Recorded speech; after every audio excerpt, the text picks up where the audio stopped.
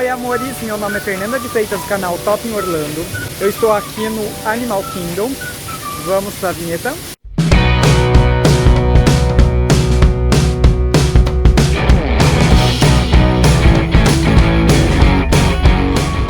É isso mesmo, hoje o passeio vai ser no Animal Kingdom.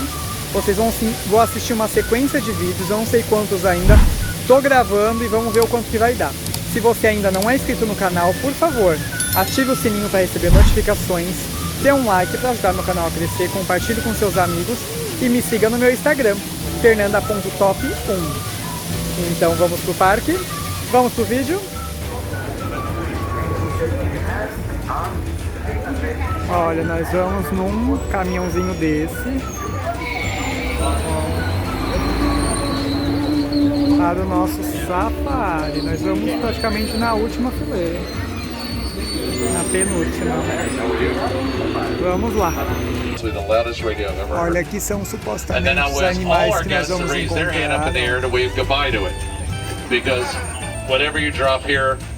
Supostamente, né? Sabe Deus se alguém está escondido. É como se fosse um Simba Safari que tem no Brasil, só que muito maior. Vamos lá. E eu que não entendo nada, não sei nem o que o cara tá falando. O povo dá uma risada e eu nem... Chum. My name is Bill. I'm going to be your safari guide. I'll be your animal spotter. We're going to have deer wearing zebra pajamas.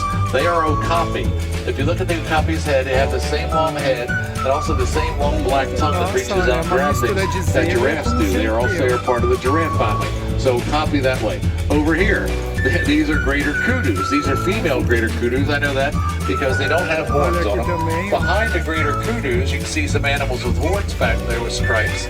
They're known as bongos. Bongos are the ghosts of the forest with their ability to hide. If you notice those horns slope back, that makes it perfect for the bongos that go under bushes and trees and not get stuck. There's another bongo right up here on our left. But you can see the way those horns are, so they can go underneath everything and not get all tangled up, which makes it really easy for them to move around. Take another look back on the other side of the okapi, because I know we went by the poor okapis pretty quick, and they're a pretty cool looking animal. The okapi, I found this out yesterday, the okapi babies don't poop for 2 months. So for the first 2 months of their month, they don't poop. That's to keep away from predators. I named my daughter Okapi. She continued to poop for 2 months. So it's obviously not the name. It must be something more. All right, so we're going to look at our left and right as we go through here as well. I already see something up on our right-hand side. I'm going to make sure. All right, on our right-hand side here, these are saddle-billed storks. Those storks stand up about 5 feet tall when they stand up, and when they get stretched out. And when they take their wingspan is 9 feet. So the wingspan is the same as the canvas above your head. They get the name saddle-billed. See that little yellow mark? Looks like the shadows are so bad right here. Let's look at our left-hand side. See what we say. Keep watching over here. Oh, okay. I see activity, so let's get us up here. Because I heard hippos were somebody's favorite back here, so I had to get up here for the favorite. All right, on the left-hand side.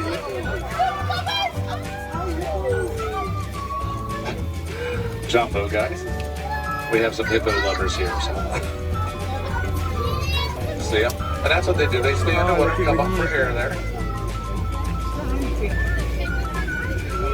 Thank God, I heard there were hippo lovers back there. I was a little worried. All right, we're going to work our way up around this corner. On the left-hand side, coming onto this bridge, you're going to see some aggressive than their American cousins. They average about 500 pounds. One we have in their weighs close to 900 pounds. They're amazingly strong. They can crush. This one has blood on its front tooth. I don't want to ask. So they can crush bones easily.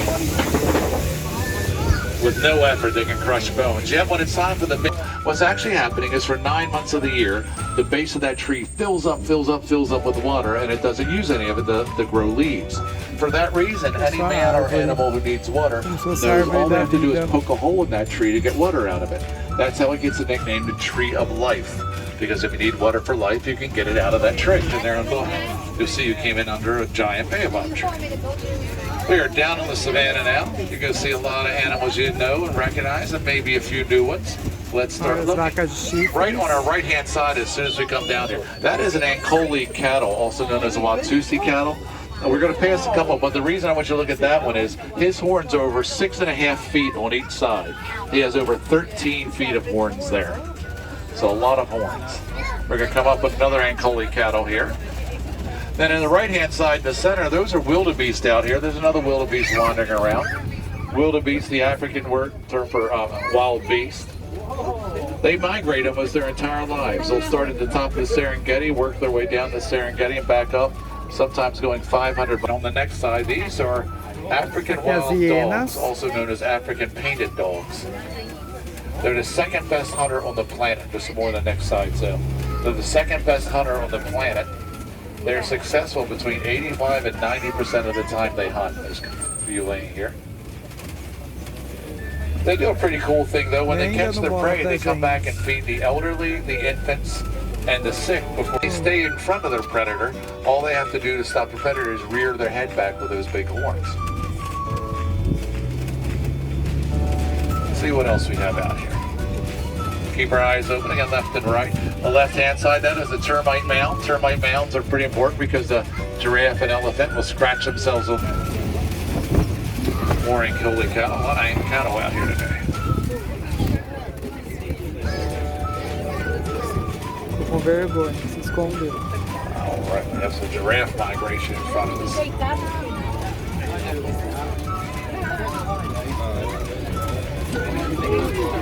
All right, so on our right-hand side, first of all, that's a springbok.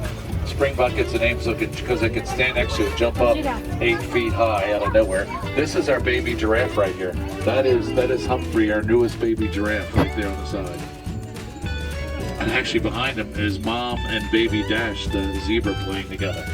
So keep your eyes over there. Now stay very quiet and keep your hands on the inside, okay? Because I'm going to try to get us really close to this giraffe for photos. It will stay near us.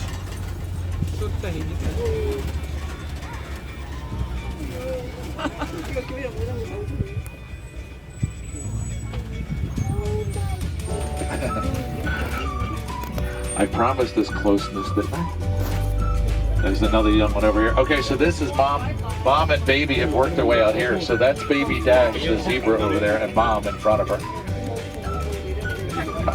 Yeah, that's the baby. Yeah. Give me a second to be sure.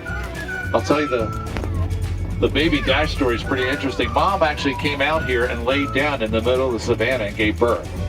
And the other zebras circled her to protect her. It was really cool to see. We were doing the tours during. I mean, she did it right out here in the middle of everything. So if you see his face, you really can tell it's Rafiki. Oh, here we go. Look at the face. That'll give it away for sure. Here we go. I thought I saw him back there. All right, they're mandrills. They're largest monkeys. They'll grow up to be about 100 pounds. On our right-hand side, all the way up. I saw an elephant walk up behind these trees, so I hope he comes out before we get up there.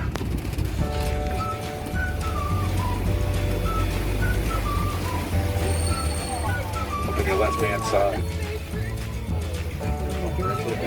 They are playing back and forth, learning some dominance out here. Who's the winner?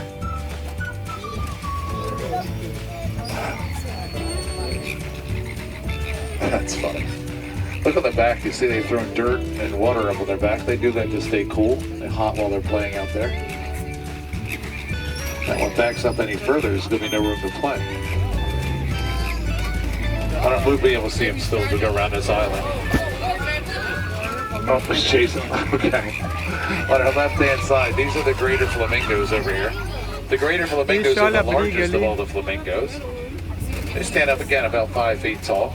You'll see a few black and white ones. They are new ones. They were just born this summer. We had about 100 births out here this summer. They start out as little gray puff balls. As they grow up, they turn black and white. Now they open up their big stuff out of the tree. They turn black and white, and then eventually white, and then they get their pink coloring. There's another baby out here. There's a baby white rhino on our left-hand side. So these are all white rhinos here. The white rhino is about 5,000 pounds apiece. In the center is our baby. He's 1,000 pounds. There you go, posing for you. He's about to turn a year old. Backing up a long bomb there. So what these rhinos have done is they come out here, they lay down, there's a mud pit over here, they roll around in that mud pit. They get their backs covered with mud, a lot like those elephants are doing, putting dirt on their back. Grab some, there's a lot of them up there. So I'm looking on this side, see, a lot of times they lay towards the front here. It's going to be really tough, but there are two laying in this very corner up here. You're going to end up looking through these bushes. There'll be an opening. Watch for an opening here. And you may see the spots. He's laying right there. There's one laying right there and one laying next to it. So there's two of them right there. And that's really tough to see, but there's two of them right there. Folks who study big cats separate them into cats who purr. What are we pointing at? Okay, the trees, that is a water bop. And actually, I just saw one over there wandering, so there's two of them. There's water buck up there. They hang around the water. But I was going to say, the folks who study big cats study cats who purr and cats who roar. Cheetahs are cats who purr. We can never guarantee walking. Ostrich walking around in the back over there. So also on our left-hand side, look at this grassy plot. There's another white rhino. This grassy plot, I see, I think another female there. We'll see as we come around the corner. All right, so we know we have a female up high. We have another female here. So there's two females laying there, rising her head up top. And there's the male lion. Look to the right there. There's the male lion there. So that's the entire pride. There are two females and the male lion. You got them all up. It's very unusual folks to see all of them. It's good safari when you see all of them out like this. Like I said, they sleep some 20 hours a day. So you don't always get to see them. All right. Good safari. All right, we'll head up. The Pumbaa in Afrikaans means silly or not so smart, which is a perfect name for Pumbaa, but not for warthogs in general. Warthogs in general are very smart. Like an ostrich sitting right back here behind us. There's an ostrich between those two trees, and these are ostrich eggs right here. Ostrich eggs weigh about 3 pounds apiece. The ostriches lay about 2 eggs a week out here. They're always laying eggs out here. A lot of folks will say, well, there's always 6 ostrich eggs. We always keep 6 ostrich eggs there. But like I said, easily 2 times a week, yeah? And there should be quite a few more. Oh, here, they're eating right around here. A couple up there under that planter. See that planter, that yellow planter thing there? That is actually, I'll tell you what that is. That's a Beehive Fence. That's a pretty cool device. Our Disney conservation folks made that. So over in Africa, that was the exciting part of the ride. E assim acabamos o nosso rally e vamos para a outra atração. There's plenty of other chances to see animals. You can take the gorilla fall. Gives you a great chance to walk around about 20.